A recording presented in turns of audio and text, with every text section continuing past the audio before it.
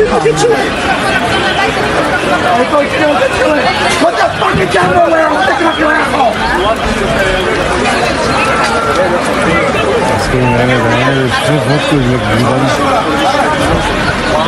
Hey Israel, hey! Just so you know, Iran has a right to defend itself.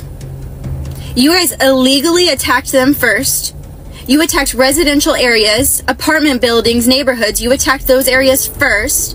And now we're whining and crying and telling the world to not be quiet when they do it back? That we need to stand up for Israel? You did it first. You asked for it. Warga Israel alami jatuh miskin usai diserang ratusan rudal Iran selama 2 minggu sebelumnya. Dampaknya, warga Israel sampai rela menjarah uang dan barang berharga karena tidak punya uang. Beberapa tempat dijarah, seperti gedung hunian mewah dan mal dekat markas besar militer Kiryat di Tel Aviv rusak akibat serangan rudal jadi sasaran.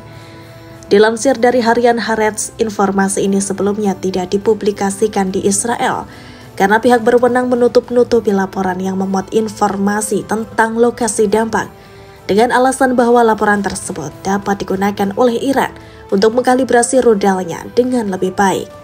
Menurut Haaretz, menara hunian 32 lantai yang terletak dekat pintu masuk Kaplan Street ke markas besar IDF terbakar akibat dampak rudal dan penghuninya harus dievakuasi. Secara terpisah, Channel 12 melaporkan bahwa Azrieli Mall yang juga terletak di sekitar Kiryat juga rusak akibat serangan rudal balistik. Bangunan utama tidak rusak, tetapi beberapa etalase toko yang terbuka langsung ke jalan mengalami kerusakan parah, diperkirakan lebih dari 1 juta shekel. Beberapa kerusakan pada fasad mall juga dapat dilihat dari jalan. Beberapa hari setelah pemogokan, penjara mencuri sejumlah besar barang dagangan dan uang tunai dari toko-toko yang rusak, kata laporan itu. Selama konflik langsung selama 12 hari, Iran meluncurkan lebih dari 500 rudal balistik ke kota-kota Israel seperti Tel Aviv, Beersheba, Ramat Gan, Holon, dan Bat Yam. Serangan ini melumpuhkan sebagian besar sistem pertahanan, menewaskan puluhan warga sipil, melukai ratusan lainnya, dan menghancurkan infrastruktur penting seperti apartemen, mal, rumah sakit, dan kampus riset, sehingga memporak-porandakan tatanan sosial dan ekonomi Israel. Al-Mayadin melaporkan peningkatan tajam kasus penjarahan dari apartemen hancur, mal, uang tunai, bahkan narkotika turut raib. Sementara Inet News merekam pencuri masuk ke gedung apartemen Tel Aviv dan mengambil komputer, dompet, hingga tas. Polisi Israel pun mengakui lonjakan ini. Menurut Menteri Polisi Itamar Ben-Gvir, ada peningkatan mencemaskan dan mereka meningkatkan patroli khusus di area terdampak. Beberapa penjara bahkan tertangkap membawa barang curian seperti perhiasan, uang tunai, parfum, jam tangan pintar, dan narkotika. Ini bukan sekedar kriminalitas, ini adalah bukti hancurnya moral rakyat Israel. Dan seperti yang sudah-sudah, mereka selalu memilih mengambil hak orang lain. Perang yang terjadi telah mengubah wajah ekonomi negeri itu dalam hitungan hari. Laporan Wall Street Journal menyebut biaya perang mencapai ratusan juta dolar setiap harinya. Bahkan dalam waktu singkat, total kerugian bisa menembus 1,5 miliar dolar Amerika Serikat per hari. Sumber lain merinci bahwa biaya harian pertahanan saja dari sistem Iron Dome, David Sling hingga Interceptor Arrow bisa mencapai 200 juta dolar Amerika Serikat. Dalam sebulan, biaya perang dapat menyalip 12-12 miliar dolar Amerika Serikat dengan proyeksi defisit anggaran tiba-tiba membengkak. Nyatanya perang melawan Iran hanyalah pembuka fakta bahwa sebelum eskalasi, sekitar 23% warga Israel sudah hidup di bawah garis kemiskinan, termasuk hampir 1 dari 3 anak-anak. Kelompok termiskin adalah ibu tunggal, lansia, komunitas ultra-ortodoks, dan Arab Israel. Sebelum ini juga pernah muncul gerakan sosial besar pada tahun 2011 sebagai respon kesenjangan, menyoroti krisis biaya perumahan dan rendahnya pendapatan relatif.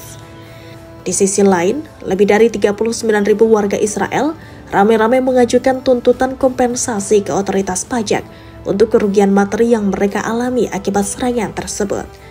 Menurut laporan resmi, klaim kompensasi terdiri dari 30.809 kasus kerusakan properti, rumah dan bangunan, 3.713 kasus kerusakan kendaraan, dan 4.085 klaim kerugian pribadi, termasuk usaha kecil dan barang-barang elektronik. Jumlah ini melonjak drastis hanya dalam 2 pekan dan merupakan salah satu gelombang kompensasi terbesar dalam sejarah Israel. Di balik angka-angka itu tersimpan sinyal bahaya, krisis kepercayaan publik dan beban ekonomi yang membengkak yang kini membayangi pemerintahan Benyamin Netanyahu. Ribuan warga kini menuntut pemerintah untuk mengganti kerugian mereka. Mereka tidak hanya kehilangan rumah atau mobil, tetapi juga merasa dikhianati oleh sistem yang selama ini diklaim dapat melindungi. Di tengah gelombang kemarahan ini, Netanyahu terlihat lebih sibuk meredam api di dalam rumahnya sendiri ketimbang di medan perang. Selama ini Israel membanggakan sistem pertahanan udaranya yang berlapis-lapis seperti Iron Dome, David Sling, dan Arrow. Namun serangan Iran yang diklaim sebagai balasan atas pemboman Israel terhadap fasilitas strategis di Isfahan dan Natanz berhasil menembus sebagian sistem pertahanan itu. Hasilnya puluhan rudal dan drone menghantam berbagai kota. Warga pun protes lantaran nilai kompensasi yang diharapkan belum jelas. Bagi warga Israel, ini lebih dari sekedar kerusakan fisik. Ini adalah keruntuhan rasa aman, sebuah pukulan terhadap janji keamanan pemerintah. Lebih dari itu, konflik ini telah melahirkan sebuah fenomena baru. Ribuan warga Israel memilih meninggalkan tanah air mereka, mencari perlindungan di luar negeri, dan kabur dari ketegangan dan ancaman yang terus membayangi kehidupan mereka. Fenomena ini bukan hanya soal migrasi biasa, melainkan sebuah indikator penting yang mencerminkan krisis kepercayaan terhadap pemerintahan Netanyahu dan sistem pertahanannya. Beberapa kegagalan dalam manajemen krisis seperti lambatnya distribusi peringatan serangan, ketidakcukupan fasilitas perlindungan sipil, dan kurangnya komunikasi efektif membuat Israel semakin terpuruk. Ketika warga merasa pemerintah tidak mampu melindungi mereka, maka naluri bertahan hidup mengambil alih. Mereka memilih meninggalkan wilayah konflik, bahkan meninggalkan negara jika memungkinkan. Di tengah situasi panasnya dengan Iran dan perlawanan Palestina, warga Israel berbondong-bondong menyerbu Siprus untuk membeli tanah dan rumah, bahkan tinggal di sana. Mengutip KBRI pada 26 Juni 2025, sumber laporan surat kabar terkemuka Siprus baru-baru ini mengungkapkan bahwa ada peningkatan pembelian tanah dan rumah oleh warga Israel di Siprus. Banyak di antara warga Israel yang memilih Siprus sebagai tempat pelarian, sementara sebagian lainnya memilih pindah ke wilayah yang lebih tenang di dalam negeri. Ini dilakukan untuk menghindari serangan rudal Iran yang menargetkan pusat-pusat kota besar.